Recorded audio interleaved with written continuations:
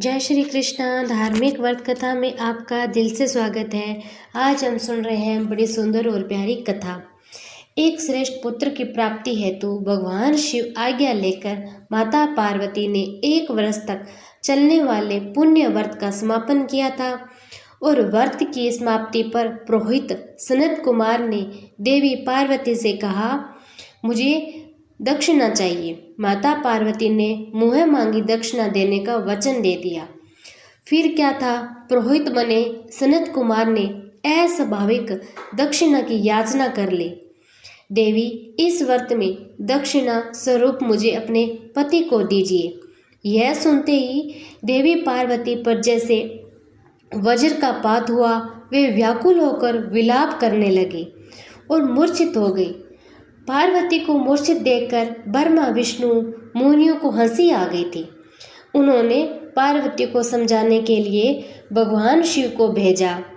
पार्वती की मूर्छा टूटने पर शिव जी ने उन्हें समझाया, देवी, देव कार्य, पितृ कार्य या नित्य नेमी कार्य, जो भी कार्य दक्षिणा से रहित होता है, निष्फल हो जाता है। उस कर्म से दाता कालसूत्र नामक नरक में गिरता है। उसके बाद वह दीन होकर शत्रु से पीड़ित हो जाता है और ब्राह्मण को संकल्प की हुई दक्षिणा उस समय न देने से वह बढ़कर कई गुना हो जाती है। भगवान विष्णु ब्रह्मा ने पार्वती से धर्म रक्षा के लिए अनुरोध किया।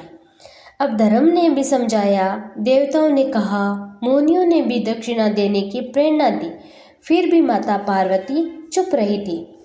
तब सनत कुमार ने कहा, हे शिवे, या तो आप मुझे दक्षिणा में अपने पति को प्रदान कीजिए या अपने दीर्घकालीन कठोर तप का फल भी त्याग दीजिए। इस महान कर्म की दक्षिणा न मिलने पर मैं इस दुर्लभ कठोर व्रत का फल ही नहीं, आपके समस्त कर्मों का फल भी प्राप्त कर लूंगा।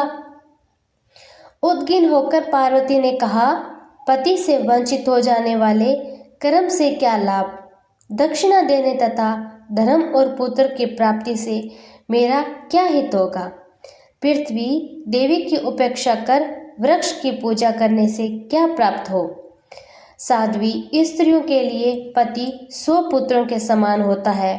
ऐसी स्थिति में यदि व्रत में अपने पति ही की दक्षिणा दी जाए तो पुत्र से क्या लाभ? यह सत्य है कि पुत्र पति का ही अंश होता है, लेकिन उसका एकमात्र मूल तो पति ही होता है। मूल धन के नष्ट होने पर समस्त व्यापार ही विनष्ट हो जाता है। उसी समय आकाश में देवताओं ऋषियों से एक रत्न निर्मित रथ देखा जो पार्षदों से घिरा था। उस रथ से श्री नारायण उतरकर देवताओं के सम्मुख उपस्थित हुए थे। उन श्री नारायण को ब्रह्मा विष्णु शिव से रत्न सिंहासन पर बैठाकर उन्हें प्रणाम किया था और हाथ जोड़कर कंठ से स्तुति की। वहां का सारा वृत्तांत जानकर श्री नारायण ने कहा, शिव प्रिया, पार्वती का यह व्रत लोक शिक्षा के लिए है और अपने लिए नहीं है, क्योंकि ये तो स्वयं समस्त व्रतों एवं तपस्याओं का फल है और प्रदान करने वाली है। इनकी माया से ही चराचर जगत मोहित है।